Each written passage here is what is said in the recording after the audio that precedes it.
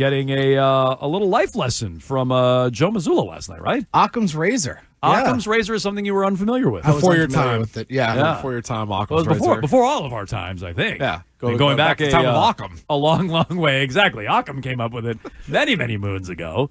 But what is your understanding now of, well, how did this come about, and what's your understanding now of Occam's razor? Well, it's as simple as the simplest explanation is the answer. And that's what it was for the Celtics in the second half. Because I asked him, Joe Missoula, specifically about the margins, because the Celtics were absolutely destroyed on the margin of the first half. And somehow we're only trailing by 2. And they completely turned that around in the second half. And I asked him kind of what went into that. And he said it was the turnovers. And that's what Occam's razor. Hence, Good little yada, yada, yada, Occam's razor.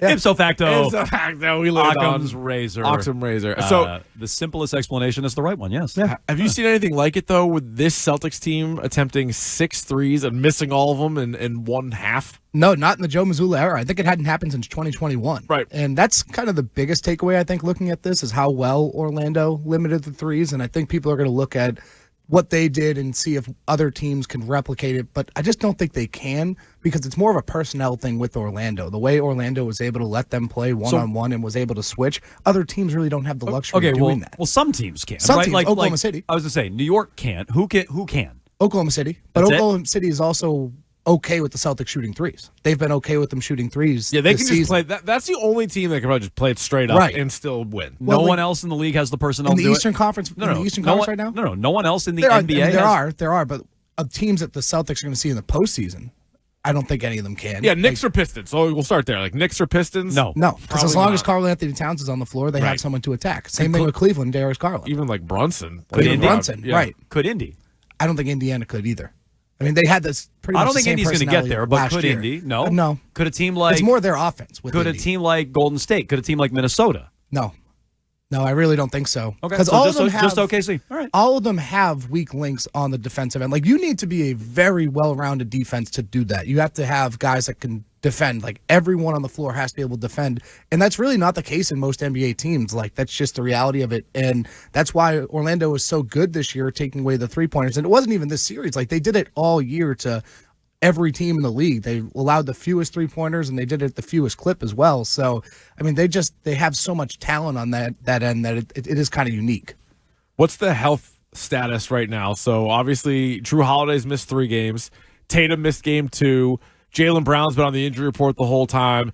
We were both talking about Porzingis and his minutes and Derek White getting bopped in the head. So, like, what is the status right now for all these guys? I mean, right now, I think the only one to be concerned about is Drew Holiday. Okay. And we haven't seen him warm up. He wasn't on the floor at shoot-arounds in game 3 or 4. He hadn't warmed up before the game in any of these games. In the last 2, he was ruled out the day before the game, which is really never a good sign. But maybe it is something that they understand, that he went through a long season, obviously went through the Olympics, played up until the NBA Finals last year, and he's 34. So maybe they're looking at that a little bit, and they don't want to push it. Also, hamstrings are really tricky. Yeah. So that's another kind of step in this equation. But you're looking at Jayson Tatum, it's hard to be concerned about him coming off the wrist injury. Scored 35 in 3 straight games. The only other player to do that in Celtics history is Larry Bird. So he's doing all right. And Jaylen Brown as well. I was actually looking at this last night. Jaylen Brown has had 2 double-doubles this series.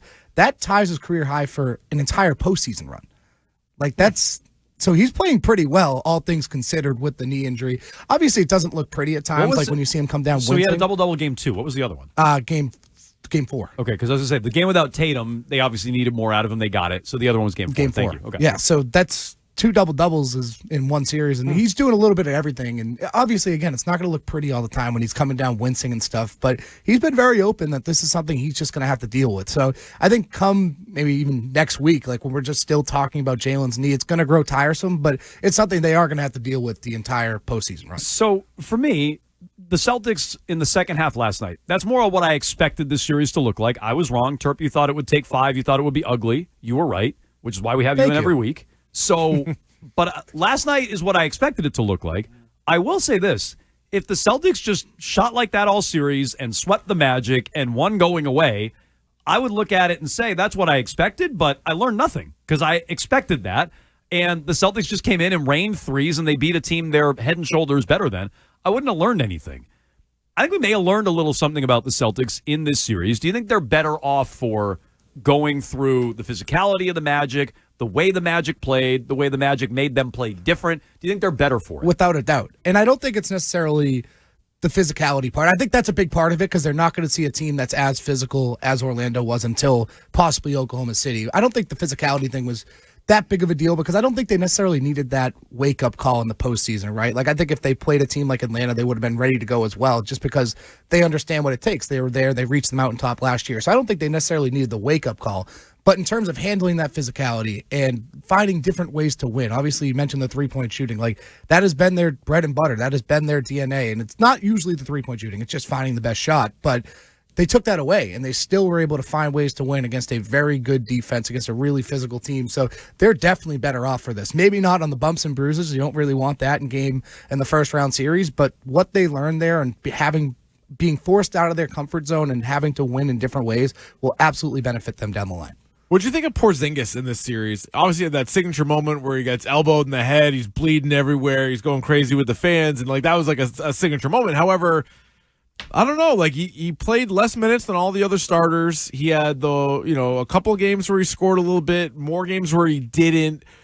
What's your overall take? He did play in every game, so like that's sort of one check mark you can have. Getting out healthy in that series, right? Is a big deal. He played the whole series, and he's healthy going into the next one. But overall, on the court, what did you see? He was affected the most by the physicality, without a doubt. That was just not a good matchup for him. And there was also times where he was just missing shots that he usually makes. Like he had Cole Anthony right. I was just going to say this. Times He's one-on-one with Cole Anthony and couldn't hit the short times. jumper. Like they're rimming out. That happened like little itty bitty Cole Anthony. Quite a few times that happened. But I mean, he looked good in Game 4. He shot like 50% from three and from field, so he looked pretty good in Game 4. It's just this was not his type of matchup. Like I think we knew the physicality isn't really his thing. He can do it, but against a team like that, I think he was kind of pushed off his game, made uncomfortable, and he was most impacted by it. What was Tatum's best game in the series? You got to go with last night, I think. I mean, or Game 4, the way he played down the stretch, so single-handedly outscoring them. Over that Final Four. I think it was last night. It was, so I also think it was last night. Game 4, he didn't shoot well. It was almost all free throws. Just taking over, though. No, he did. But to me, last night, I know people think I'm critical of Tatum. You're probably in this group too, Terp. And I have been critical of Tatum, but I think a lot of him. And I know he's capable of stuff like what he did last night. He kept them in the game when the team could not shoot, could not score, couldn't do anything. He kept them in the game early. He had the big dunk before halftime, which helped turn the momentum along with the brainless coach on the other side, which we can get to.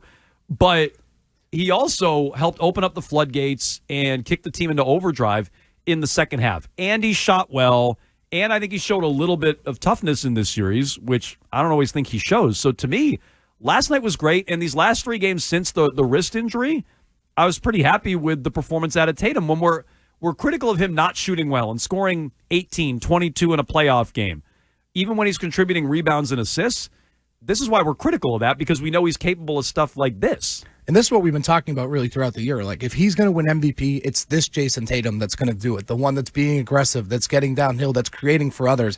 I mean, he had a 10 assists last night. I mean, when he gets those assist numbers up, that's what's been holding him back, in my opinion, is that he hasn't had these assist numbers up. That's what's kind of been preventing him from being in serious MVP conversations. If he can do that and he can look like this, which he has shown he can, specifically since the All-Star break, he's really looked like this often since the All-Star break. This is when he breaks through and wins an MVP. This is the best Jayson Tatum we've seen, and he's doing it on both ends of the floor. Like, he was terrific defensively in this series as well. So this could be a really special run for Tatum when you're looking at the potential opponents they can see. I mean, he has destroyed New York this year. Yeah. They've had no answer for him. They've all destroyed New York. That's the thing, is like Orlando, New York's better than Orlando, but matchup wise, New York might be less challenging than the Magic. Definitely, without a doubt, I think a better matchup for Boston than Orlando is. Like, they just have no answer. Like, I would expect Porzingis to play a lot better. Much better. To your point about the physicality and just that style. And pretty much like Tatum, Brown, like all of them to play better. Yeah, through the first 3 games, the Knicks led for like 45 seconds. Like, there's such a disparity between the two. I thought they found out a little. I'm not predicting the Knicks to win. I liked them in the offseason. I thought they were the biggest threat to the Celtics in the East. Wrong. But the last game, and maybe I'm putting too much stock in it, I thought Towns kind of abused Tatum defensively, meaning Tatum as a defender. And I thought they kind of changed some stuff that helped make that game competitive. Tatum hit a big shot to force overtime. They won an OT. So I'm curious if that rears up in this series, but largely I agree with you on New York. On Tatum, you've heard Keefe's strong take. I don't want to call it a hot take, but strong take on Missoula and being on the hot seat after calling out Tatum. You heard this? I haven't. You want to give him your take? Well, basically, he needs to be careful because the only way for Missoula to, lose his job would be for the star player to not be happy with him. And if he's calling him out, and we talked about it in those 2 days after, Tatum went down, was holding his wrist, Joe Missoula was yelling at him and whatever. But then a couple games later, Tatum brought it up unprovoked. Like, he was asked about his wrist, but he wasn't asked specifically about Joe. And he's like, well, it hurt more than coach thought it did. And what did Joe say? Get up or whatever? Like, he wanted me to get up. 2 different answers. He was referencing that. So I know everybody's like, oh, these guys have a good relationship, but I don't know. I feel like the fact that he brought it up has to be at least on Tatum's mind a little bit. It has to bother him a little bit. Oh, yeah, no, it definitely bothered him. Yeah. But I also think it sounds kind of weird, but, I think Joe does get, leeway with them for that. I think they've come to understand that that's just the way he is. That's the way he coaches. Yeah. I actually did a feature on this last year for weei.com where I talked to a bunch of the players and asked them, what makes Joe so different. Specifically, Drew Holiday and Al Horford stuck out to me when discussing it with them, just because they've played for so many different coaches. And they're like, we haven't seen anything like this. It's fun. It's unique. They're calling him a psycho and stuff. They've just learned to understand this. And I think Jayson Tatum has, just the utmost respect for Joe Missoula. There was actually a feature the other day. I forget the outlet that published it, but Jayson called him the best coach in the NBA. And even though Joe won't admit it, he feels that way. So them two get along great. I don't think there's any problem with that. And I think they've just come to understand that that's part of the gimmick that comes with Joe. That's just the way he is. Yeah. We just kind of got to deal with it. Beginning of the end, maybe, for Missoula. You never know. And Tatum. Every relationship that goes south, it's got to start somewhere. Put on the list. Yeah, add that to the list. There's no doubt about it. What did you think of Jamal Mosley sticking with Banchero last night in the third quarter? He should have went to him way earlier. I think he should have went to him earlier. Wait. With the 5 fouls. I wasn't even talking about that. So you think once he had the 5 fouls, he should have put him back in? When the Celtics were on that big run at the end of the third quarter, you can feel that game getting away. He should have went to him. It was already over because he screwed it up. When he gets his 4th foul, you sit him down. You got to sit him. Yeah. I'm okay with an early 3rd foul. That's not really even foul trouble in the second half. I'm totally okay with that. When he got his 4th in a quick window and Jalen's picking him out. Less than 3 minutes. Yeah, get him out. Just sit him down, just to cool down for a minute. Just sit him down. It's not like you can't go back to him again until the 4th quarter.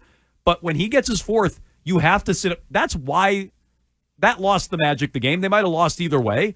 But once Banchero got the 5th, they had no chance. They had no chance. They're already a 2-player team.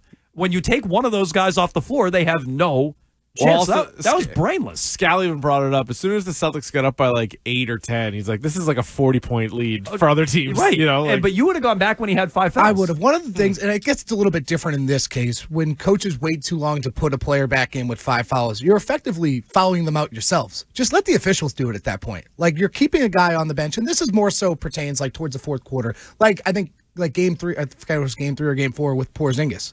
I think it was game 4, where Joe kind of waited a long time to get him going. You're effectively following the guy out yourself. Just let the officials do it. I think you should go to them earlier than most coaches do. I think it's a little bit different. Mosley fouled his guy out last night, without letting him stay out there. He should have taken him out when he got the 4th. I completely agree. That was way too early, and I don't think we were past even the 10-minute mark. Then you have the Knicks last night, where you got Jalen Brunson standing at the scorer's table for 2 minutes. They're like, you got to stop the clock here. You got to get him in. Call timeout, something. Yeah. The Pistons tried to give that game back also. Is there any chance that they pull off the series comeback, or are they just too clumsy late in games? I think they're too clumsy and they're too young. It's remarkable what they've done. They set an NBA record for most consecutive losses last year. Oh yeah, it was an unbelievable turnaround. Now they're in the NBA playoffs. They should have won all of these games so far against the Knicks, and they're down 3-1 or 3-2. They've had double-digit leads in the 4th, most of these games. Detroit should be up 5-0 going into Game 6. They should be. Yeah, it's ridiculous. But if you're the Celtics, I think you're pretty happy with that. That Detroit was perfect would be last night. Closer to Orlando, I think, the way just their physicality and the way they're going to muck up a game. Yeah, but, you'd much rather see New York. You think? I don't know if you heard our commentary on this. You think Giannis is a loser for the way he addressed Halliburton's father last? Halliburton's father is a clown. Also a loser. We're not debating that. So I guess I break with Scheim on this. But Giannis's response after the game to be like, I've won. I know what it takes. You should win and be humble. You don't need to get in people's face about it. Coupled with him defending their early exit a few years ago. I know he's won a championship. I kind of think Giannis is a loser. He clings on to that championship, doesn't he? Sure does. I mean, that whole thing what was it, 2 years ago now, 3 years ago, when he was like, no season's a failure. Yeah, they lost. That was when they lost to Miami. Yeah, they lost in the as first a round. 1 seed, and you're like In like 5 games. Oh yeah, like they got not a competitive smoked. series. I will say he should be very frustrated, though. He got no help. I mean, he got a little help last night from Gary Trent Jr., but like there was no help throughout this entire But like series. they hired Doc Rivers there. Like what a disaster. I meant to say this earlier. The reason he went on this like 3.5 minute answer, you can go seek out the full answer. We're not going to play it for you. But you can go seek out the full answer. He's talking about his mother and his father, and there's some nice moments in there in a big, giant, long loser answer. There's a couple of nice moments. But I think he's just deflecting because he knows he's out. Like, I think he's just deflecting and filibustering because he didn't want questions about his future in Milwaukee, which he shot down. Yeah. And he doesn't want to talk about losing again. You think he's somewhere else next year? Yeah. He's never committed Where's to he Milwaukee. going? I don't know. I mean, Where's good he question. going? Where's he going? I don't know. Somewhere. What would be the worst place for him to go if you're the Celtics? Miami. See, but what do they have left? Tyler Hero and They're going to Bam have Adebayo? big changes themselves Yeah, this offseason. That team's going to look a lot different. I just think, I don't know, I wouldn't give Riley a player like that. That's all. Yeah, And like as much of a loser as I think Will Giannis Milwaukee is. trade him in the East? I don't know. So he's Good under question. contract. That wasn't the question. The question was what would be the worst What place would be for the him? worst place for him to go if you're the Celtics? Yeah, Miami. I don't know. What would be worse? Philly? Yeah, Philly's yeah, cooked. Philly. Yeah, Philly's Philly cooked. doesn't scare me, yeah. I don't know. I mean, so he's under contract for 2 more years, and then has a player option for $66 million in 3 years. So it's like they don't have to trade him. But yeah, that could I be heard His future's been murky yeah. for a while now, I just though. think he was up to something else with that loser answer last night because he's probably about to flee Milwaukee. Yeah. Force his way out. probably. What What a if you went to disaster. what if you went to the Pacers and so you had him with Halliburton? I think that's what it would take. Or with Donovan Mitchell in Cleveland. Right, You but he need to could- put him somewhere But he like can that. go to Miami, be there, and attract somebody else to go. Oh, okay, right? yeah. You know what I mean? It would have to be him and somebody. Yeah, to I mean, be I just any think kind part of a scary. larger Pat Riley play. He's done it before. That would scare me. I mean, they need to get the other player. I get what you're saying, but that would scare me. Because I wonder if he's at the point where he's still putting up incredible numbers and he's still first team All NBA. But does he need a better guy? If he's ever going to win another title, does he need another guy better than him? For sure. Probably. I mean, they tried to do that with Dame, and it just did not work out. No. Looking back at that trade, you get Rough. the Celtics, you get Drew Holiday out. The Celtics get Drew Holiday out of that. Oh, my I mean, God. the whole thing with firing Adrian Griffin too. That entire season last year was just a disaster for Milwaukee, and it continued into this year. I got to get my larynx Oh, fixed. this is a good one. Giannis to the Celtics would be the worst. I heard That would be the worst. I heard Wiggy making this case. That would be I the don't worst. want that. How about Giannis and Durant somewhere? I don't think that team's I winning don't anything. think they are. I mean, look at losers. Durant. Seriously, two look losers who have won. at Durant with the It's a long Suns. tease for Tier Tuesday. Durant's Yeah. run post Warriors. Uh-huh. I mean, Not great. That's a good Look at the documentary teams short. he's had. I mean, in Brooklyn, And the players, he's the all players handpicked he's guys. been He's played around. with Kyrie, he's played with Harden, he's played with Booker. he's Beal. either glommed onto those teams or he's handpicked them. Right. He handpicked Mostly handpicked. what went on in Brooklyn. Yeah, exactly. Before we let you go, Turp, you came in real hot about 100 men, people, or one gorilla. What was your direct quote? I don't know if it's for air. I but what couldn't was say your it on Can't the say air. direct quote. What's your? Give me an approximation of your direct quote. 100 people would F up a gorilla. That's not what you said. You said I could. You be said that I guy. would 100. F I up. said myself All with right, 100 you people. said 100 if I have, No, that's not what you all right, came in all through the right. door. If You I had said- 100 people, 100 Terps versus one gorilla. You're taking 100 Terps. I don't know because I don't know. Now I'm not sure. I mean, a bunch of those Terps would be looking at and being like, "How dare you do that to Terp? That's me over there. That's You're doing me. that too. Yeah, that'd be tough to reconcile. Yeah. with. Yeah. That gorilla is I thi- having I its think way we with I think Terp you're over there. completely underselling the gorillas. I mean, they are terrifying creatures, but 100. That's 100 people is a lot of Could people. one of the 100 be Joel Prisbilla, the vanilla gorilla? You guys thought about that? I hadn't. I really hadn't. If he was one of the guys, I'd feel better. That's a good point. Yeah. Well, your logic in the Monsoon. yeah. You have to take Gorilla Monsoon Yeah, and yeah. Joel Prisbilla. That's this. Now we're getting somewhere.